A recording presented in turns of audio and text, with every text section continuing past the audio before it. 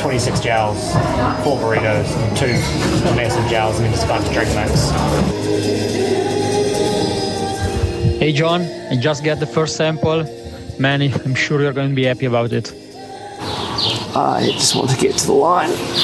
Yeah.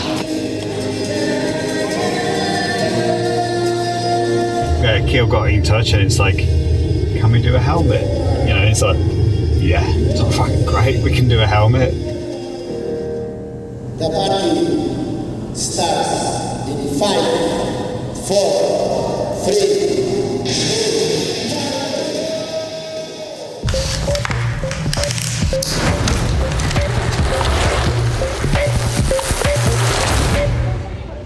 Welcome to the Helmet Podcast. I'm Emmy Collins from Met Helmets, and this episode comes at you from Girona during race week at the Traka. At this point, the Traka is more than just a race. It's become something much larger in the gravel calendar. Part competition, part gathering, part annual migration towards what's arguably some of Europe's nicest gravel. And for a few days, Girona is the centre of it all. Riders move constantly between the gravel tracks, cafes, apartments and bike shops, with the same conversations repeating across different tables and different languages. We're here with Portal, an outdoor brand that's making waves in the industry and interested in endurance and long-form movement. We've been working with them collaboratively over the past 12 months on a helmet, and we're here to document it ahead of the launch. Our focus is the 560 Adventure, the longest of the 4 distances on offer. It's a route that leaves Girona, climbs deep into the Pyrenees, crosses exposed gravel roads and coastal plains, then eventually loops back towards the city again sometime much later. For some riders, you're looking at 24 hours, for others, several days. And right now, we're sitting around a dinner table in the Old Town with 6 people. Patrick and John, 2 of Portal's co-founders, alongside 4 riders who are preparing for the 560. Steve, who runs London's Benchmark store, is here to race, as well as James, Graham and Anto, friends from London who have a shared interest in design, and they're here by their own admission, simply to finish. That is the table, and this is the conversation. I think we met around sort of COVID time when we were all like, COVID pros basically, doing like 500k weeks every week, super skinny. But yeah, we just kind of got on from the get-go. I'm Graham Gohan. I'm based in London. I'm a freelance art director, photographer and stylist and consultant. We all like an appreciation for design and good stuff, and I feel like that draws you together. And whether that's cycling, but also it's like it could be cars, it could be interior design, it could be art, there's all these levels, and I think there's like a shared taste and commonality there that we all tap into, Hi, I'm Anto Berti. I'm going to be riding the 560, and I work at Via Atelier. And Anto is the link between a lot of people, I think, but us in particular. And we just have a good dynamic, the 3 of us. He's the oldest Anto, but he's probably the youngest in his head and heart. I'm a realist, and James is an organiser. So I'm the one thinking, we're not going to get that done. That's unrealistic. Anto's like, it'll be fine. And James will be like, well, I've planned this. So, the 3 dynamic seems to work quite well. For me, it's the furthest I've ever ridden, so it's going to test me to my extreme, and it'll test the product as well. So it's going to be pretty tough. So how much detail do you want? Just name, age and ASL?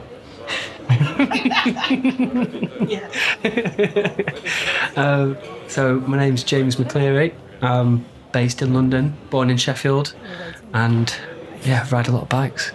But outside of cycling, I work in design.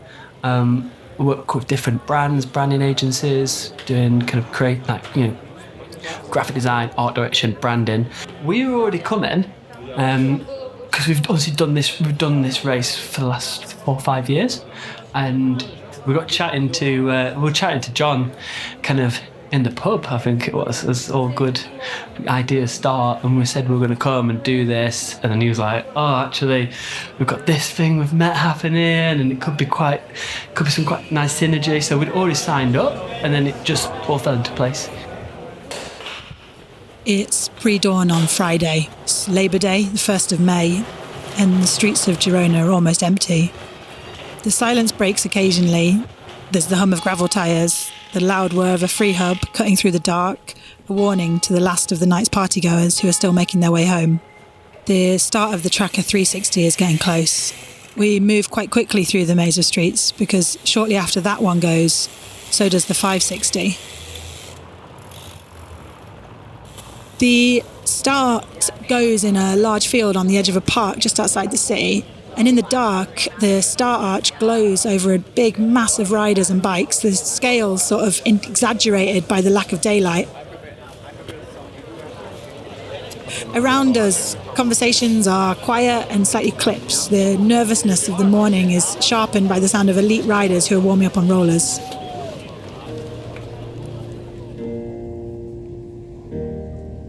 The party starts in 5, 4, 3, 2, 1, let's go! Then suddenly the atmosphere changes. Lasers cut through the dark, fireworks go off overhead, music swells through the start field as the first wave of the 360-kilometre riders disappear into the morning. And then Saturday we might just either gun it to the end or see what we do. You slept. A little later, it's time for Anto, James and Graham. With slower predicted finishing times than Steve, they've been placed into one of the earlier staggered start groups for the 560 adventure, heading out shortly before sunrise. And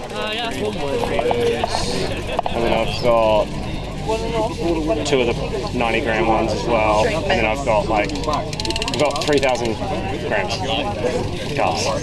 I've got 8 pre-made 120 grams of drink mix.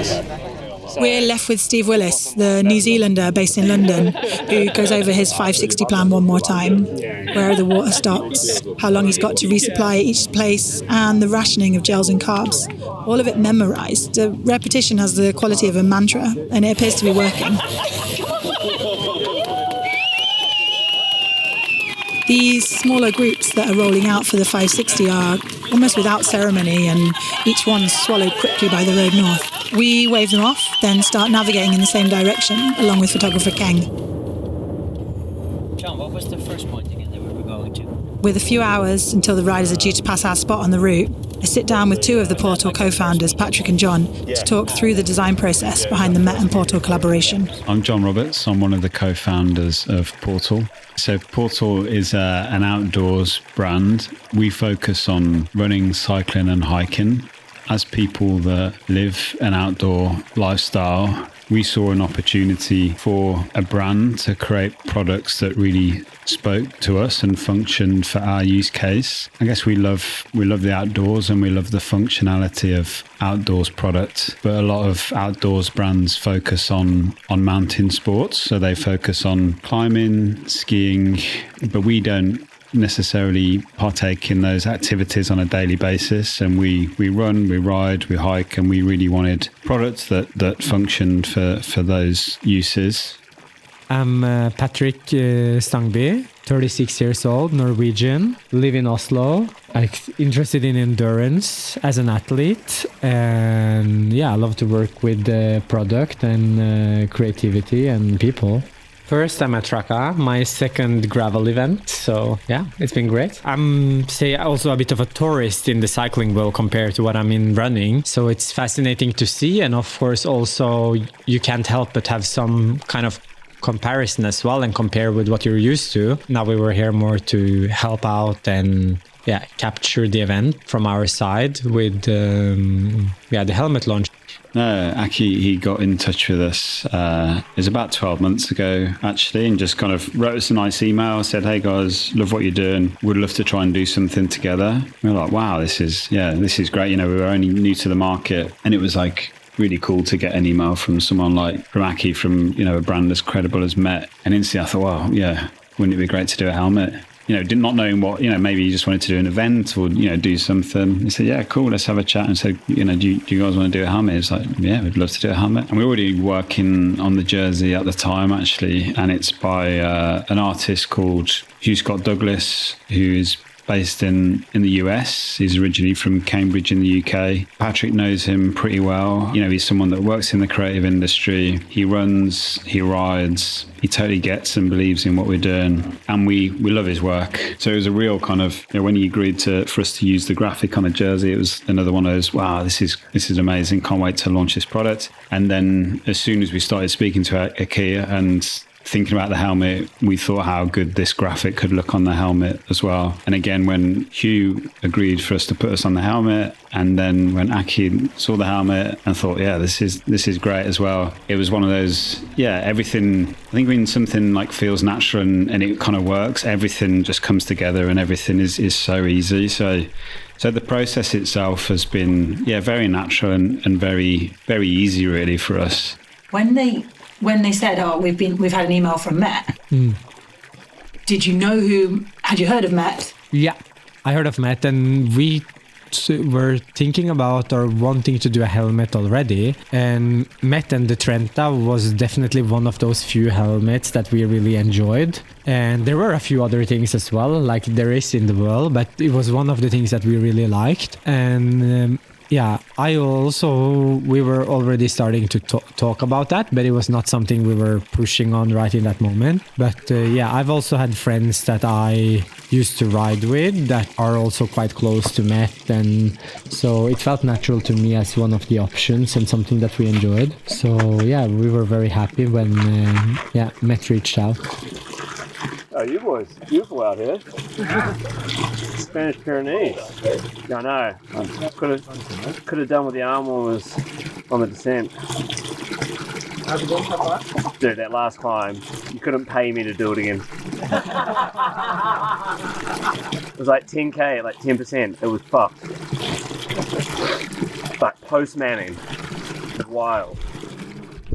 The way that we look at collaborations and products in general, I guess, is like we have a customer, you know, we call them modern explorers. It's people like us that live like an active lifestyle outdoors. And, you know, we do it to push ourselves physically, but also mentally. And it's just part of what we do and how we live our lives. And for that customer, you know, we aim to build a wardrobe. So we look at, you know, what do we need to live our lifestyles? And one of those things is a helmet. We all ride a bike. We all have helmets. We're never always happy with how those helmets look. So for us, like, I guess, as a collaboration, you know, we look at our kind of universe and our customer and what are the tools that they need to live this lifestyle. So for us, I guess a helmet fits into that and feels very natural for us to do a helmet. So yeah, I think collaborations for the sake of collaborations, or just for like to create marketing energy, or just to create some noise, I guess, can easily get lost. So, you know, for us to do a collaboration, we always try and make it meaningful and impactful, and something hopefully that is a bit different to what has been done before.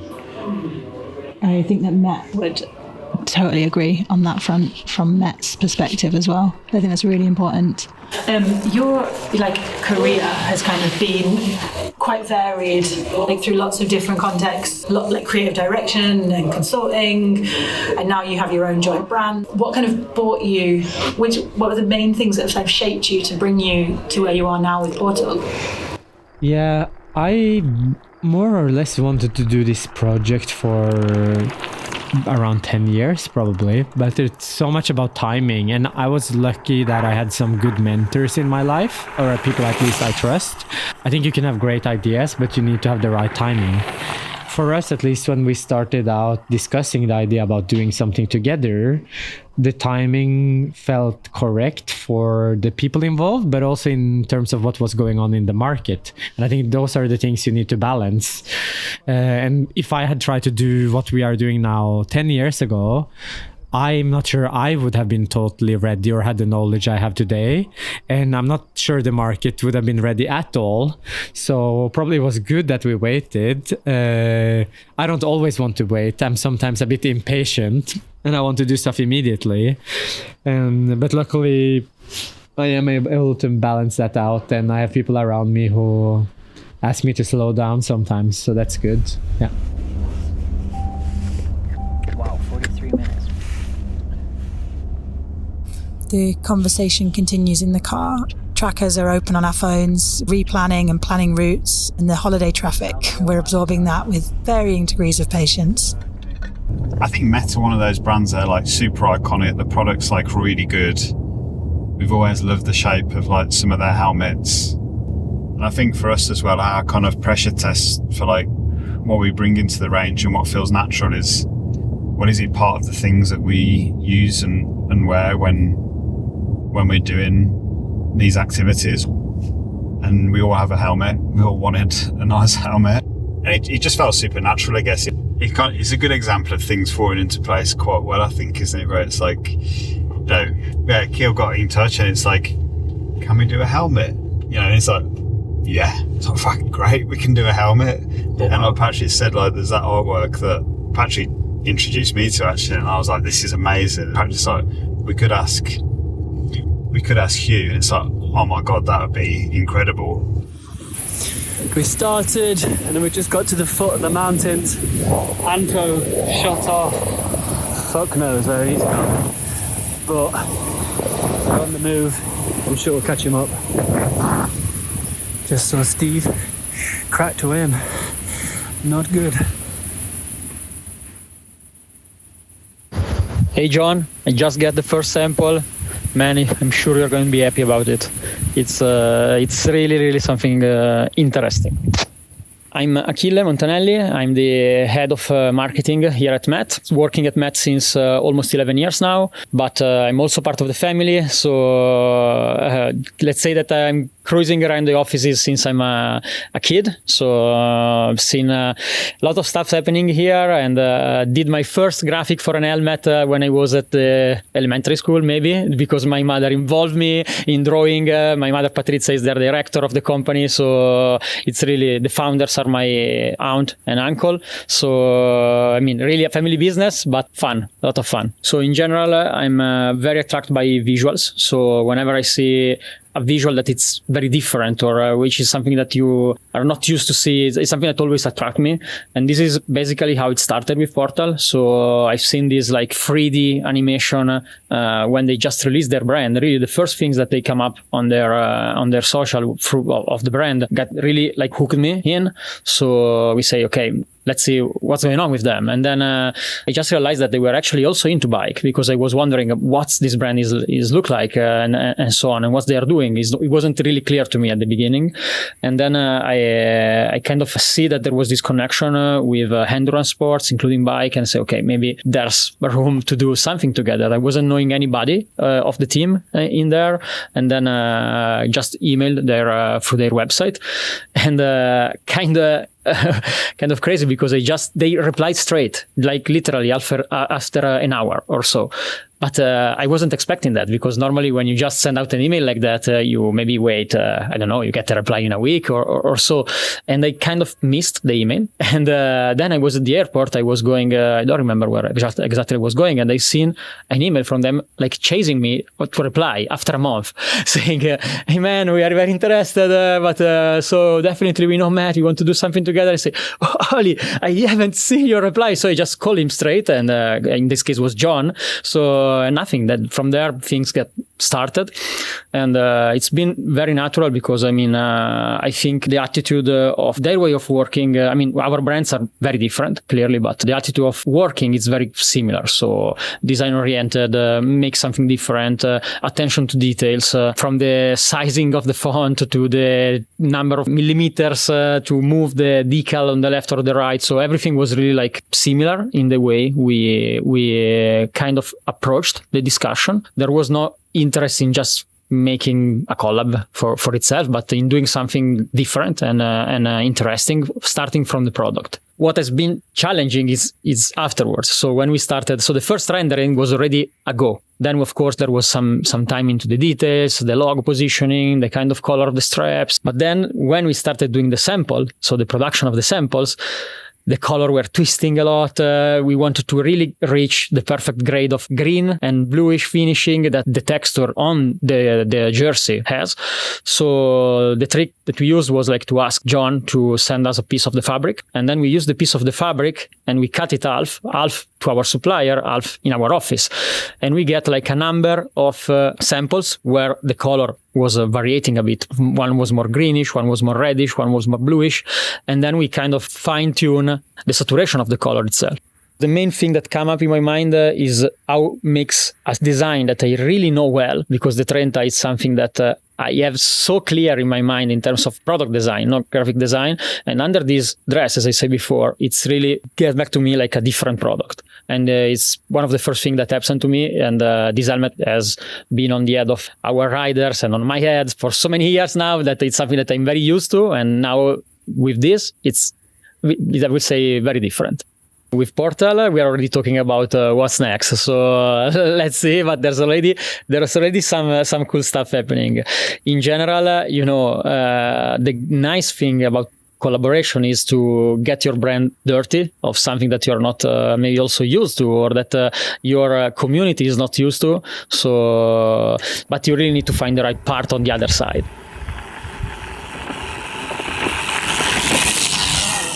Can you talk to me about the artwork? How would you describe it? I think it reads, or when you look at it, it feels very organic. We also felt that the shape of the Trenta, which is a helmet that we love and it's iconic, is also quite organic, the lines. So especially maybe today, is at least on a lot of the bikes we see here, a lot of them look quite alien or not so organic. They're very angular. And we felt that this artwork really worked super well on the helmet. And from afar, it might just read as a 1 or 2, 3 colors coming together and something organic going on. But once you get closer, you start to see these like arrows and some of these other things, and you might try to have more of an interaction and understand what's going on here, and there's a pattern to it. So yeah, that's how I see this artwork, at least.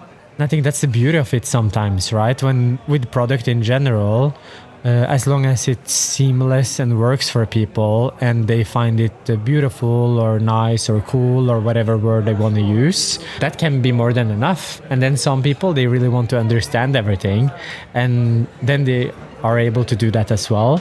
But it's not a necessity in order to enjoy it, which I also think is great with any kind of product.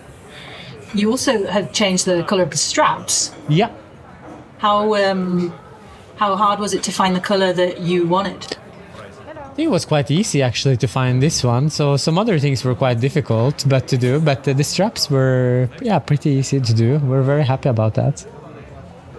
I had not seen the inside. The inside? Yeah. Tell me about it. Yeah, this is quite kind of our strap line, or how we also explain the brand to people who don't understand, because we are multi-activity. And we say that we're an outdoors brand, and then people immediately go to climbing and like alpinism and like really quite like say elite mountain activities. But we like to move across mountains and like through riding and running and also hiking. So we say we are in the quest for horizontal gains, because we think a lot of the outdoor brands, they're obsessed about the vertical gain.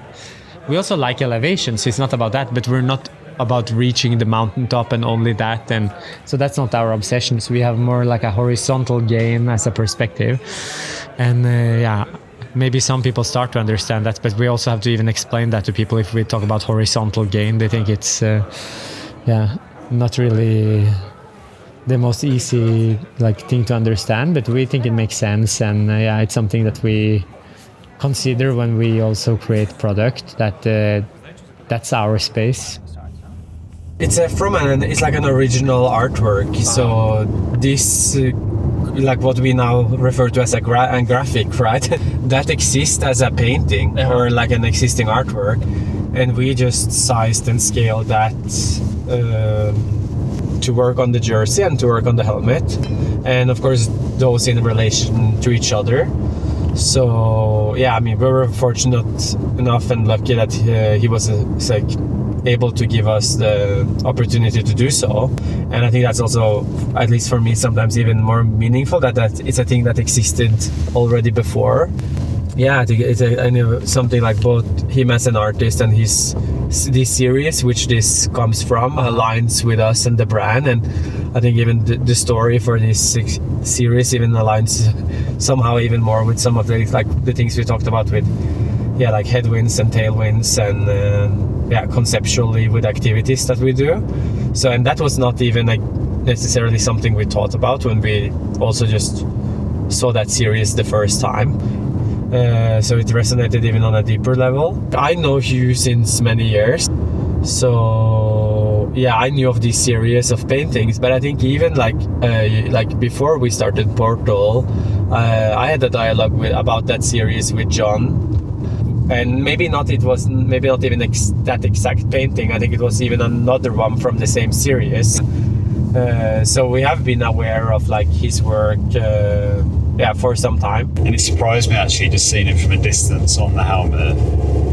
To me it looks quite different from a distance than it does quite close up. It reminds me of some kind of creature from a distance. It feels like quite alien. It's got like a really different look. And then when you get close and you see the painting, it looks quite different to me. Yeah, look at this guy. So, why exactly are you doing? I asked myself that question so many times today. Yeah. Literally, so we asked that question so many times today. There's moments when we're in the pain cave. And we ask ourselves, why the hell are we doing this? But we still don't know. I should do 14 hours have passed since the 560 riders left Girona, and we've seen our riders out on the course a number of times. Having worked on the design for so many months, it's satisfying to spot the helmet from afar, immediately recognising the Trenta in its new form. Steve's moving steadily, while the tracker shows that Anto, James and Graham must have bedded down for the night as per their plan. We're at kilometre 265 in the small town of Albania, wrapped in the warm evening air. It's another world compared to the snow-covered peaks of the Pyrenees earlier. There's a technical descent to get down to this valley town, so riders are even happier when they enter the village square, where the race organisers have persuaded a cafe to stay open as an aid station. Locals have claimed some of the tables outside, and kids are playing with the kind of late-night energy you only really encounter in Mediterranean towns. Riders emerge out of the darkness, hauling themselves off their bike as they refuel. Their movements are slower now, slightly fogged by fatigue as they work methodically through the basics: sandwiches, sugary drinks, salty crisps, water bottles, layers. The contrast is difficult to ignore. Steve is slightly behind schedule, but no one's concerned. The confidence he's carried throughout the week has rubbed off partially onto us. So we wait.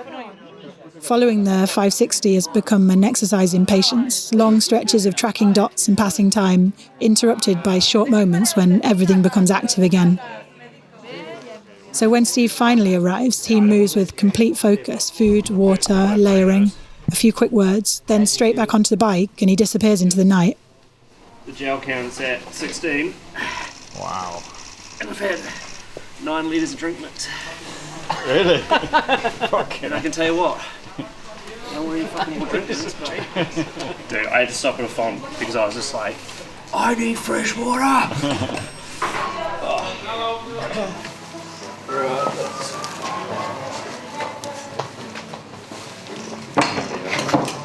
Fellas, I'll see you in the morning, hey? Unlike Steve, we're heading towards bed for a few hours before morning arrives and the process begins all over again. Well done. Yeah. How'd you sleep? Good, but it's far from enough. Yeah. Yeah. It's 4.5 hours later, we're planning our morning. There's a rush coffee, checking the trackers again. It looks like Anto, James and Graham are still in their bivvy, but Steve is running a little behind schedule. We want to catch him at sunrise, which is why we've cut our night short and why no one at this table looks particularly rested. Back here even, maybe close to here on the gravel. So we're thinking of getting a coastal one, Yeah, first, but then you have to find another one. As the coffee kicks in and we settle back into the rhythm of chasing the 560, dawn arrives with the soundtrack of birdsong pouring out from the hedge beside us at our first roadside location of the day. It feels strangely peaceful considering what everyone out on the course is currently dealing with. How you feeling, Graham? All right, mate. At the moment, a couple of painkillers this morning helped. Stopped for the rain. Yeah. Let it pass for 5 minutes. Currently pissing it down. And yeah, don't want to get too cold. Antonio's back in business as well. Hey, How are you feeling? I feel good. Sweet. Off the rain. We meet Steve at a handful of locations on the course and shout him on as his dot moves around it. There's some collective worry when we see him having to take an impromptu break and lie down because his back's starting to hurt him. It's the first time I've sat down or lied down since I started. Sorry, mate. How are you? Yeah. Welcome to Ultras. Yeah. I just want to get to the line. Yeah. But we observe as he collects himself and finds the grit to carry on. Just gotta get over that last fucking climb.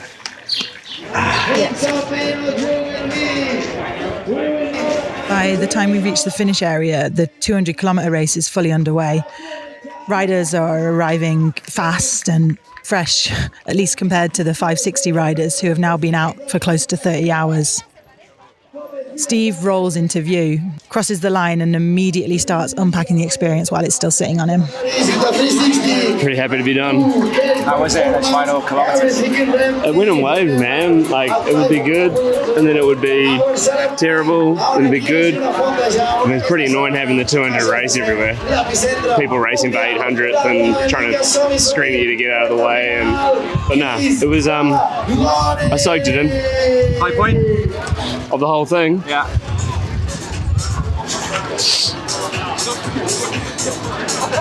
Probably the rescue mission at the water fountain today with everyone there. It was just awesome to have everyone there. So yeah, high point. Low point? Between the probably the back. Yeah. Yeah, the back. Are you going to come back? No. Not at all. Elsewhere on the course, the rest of the Portal group have approached the 560 differently. Less of a continuous effort and more of something to negotiate in manageable pieces. By day 3, their objective has shifted entirely towards reaching the cut-off time. On the tracker, we can see that Anto's moving well. He passes us on his straight bar gravel bike, and there's something unmistakably playful in the way that he rides, even now, this deep into the distance. Go, Anto, you're looking super strong. Go on, Anto, go. We catch him again at the finish. We left about 6:30, 4:07, and I just went full gap. And I was thinking, like, if I go for that, they'll stay with me. They didn't stay with me. And Graham was optimistic. I said, no, we got to do it. We got to go full gap. And I just went full gap. There's an hour more. I was having fun anyway. I just went full gap. So I did like 113 miles. What's the time now? 2 o'clock. Last climb done. Last climb done. Fuck that. Let's get home. The Sunday in the finish area feels like the come down part. Riders from all the distances are relaxing in the heat of the sun, and there's a DJ mixing up some more chilled dance tunes. The final distance, the 100k, is finishing as we wait for James and Graham. Anton's already refueling in the rider-only dining area. They cross the line together and everyone from the Portal side welcomes them. Steve, now out of Lycra, jumps in for the debrief, as does his benchmark crew. Ali! Woo! Yes, boys! Yeah!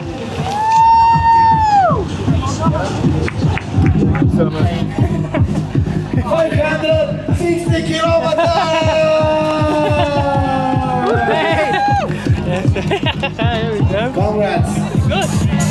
Do another one. Self again. Another loop.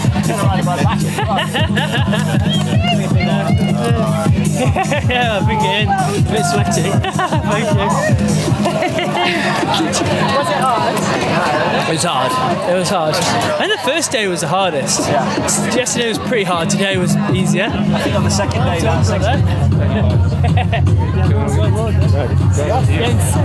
fucking hell, man. Man, you were looking good there when we saw you, yeah? See, like that hike back, that was around Paddock West. You know, he came out of town and then That was my most hated section. that was horrible. It was I liked the little bit after. We had to get No bike dramas. Everything was good. Bike's been fucking tip top. Mate, your rock I shot got would the have been great. tiniest slow punch on the front. Yeah. And it sealed itself and we were good. Looks clean, mate. Yeah, I've been licking it.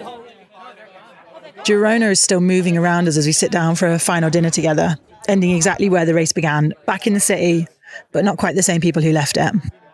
The 4 riders that you've had out, what does it feel like, them doing the challenge? And obviously you being on the sideline and just kind of seeing them push themselves. How does it make you feel like a proud parent? Yeah, it's always impressive to me when you see people that are like you see that they are suffering a bit, but then I always tell everyone, like I have friends as well, I'm used to crewing or helping out, and people at some point start to pity themselves, but it's you're here completely by your own will, right? We're not at war. So you chose to be here. This is somehow how you like to enjoy your holiday. So remember that, and maybe you need to reevaluate how you enjoy to spend your holiday or time off. So, but it's always impressive and cool to see when people even have like a hard patch and they're able to like push through it, and then they solve some problems, and you also learn from seeing how other people problem solve in long events. So I think it's very good to be it's unsupported, but we were around taking photos, right? But so somehow you are around and you see how people do, and maybe to some extent you're also their moral or mental support, but at least when you see them, you might also learn something that you didn't know for yourself in your events.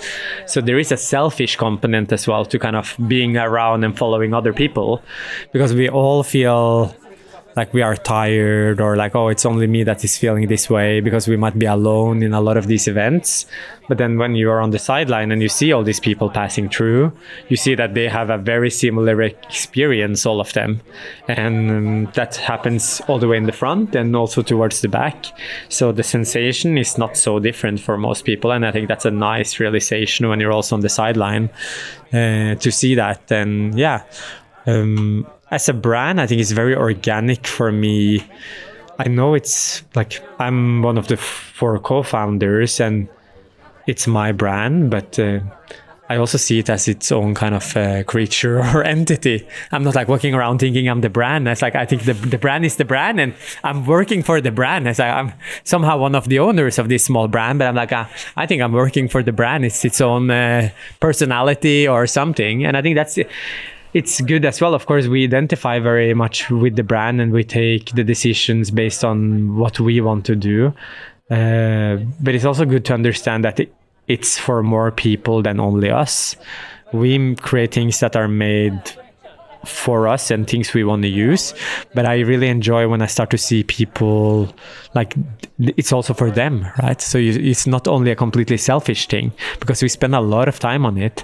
And sometimes you think, am I really spending so much time to make this like cool helmet for myself? It's a very kind of selfish thing to do in a life.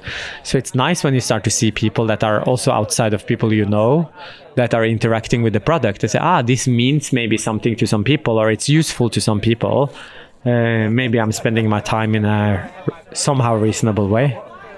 That's such a beautiful. That's really almost made me cry. I know. Thank you. No, that's how I relate it, because sometimes like you're geeking out in some small details. Like, why am I like my friends are in the park? It's 7 p.m. Why am I doing this thing? I should just like maybe be a bit more chill. Yeah. Yeah. No, I totally love that. I always think that you exhaust yourself for work, and then you're like, but it's going to get more people on bikes. It's going to get more people outside. The Traka 2026 is now done. By Monday morning, Girona's already beginning to exhale. There are some riders heading out for recovery spins. Others are wheeling bike bags through the streets towards taxis and airports. We find a coffee and sit with it for a moment, thinking about the past 12 months of the collaboration and how it's brought us, Met and Portal, together here at the Traka, both with a shared appreciation for good design and functionality, and 4 riders that have been willing to put it all to the test. Big thanks to Patrick and John from Portal, to Anto, Steve, Graham and James for riding. The helmet survived, so did the collaboration. So watch this space. I'm Emmy Collins from Met, signing off from Girona.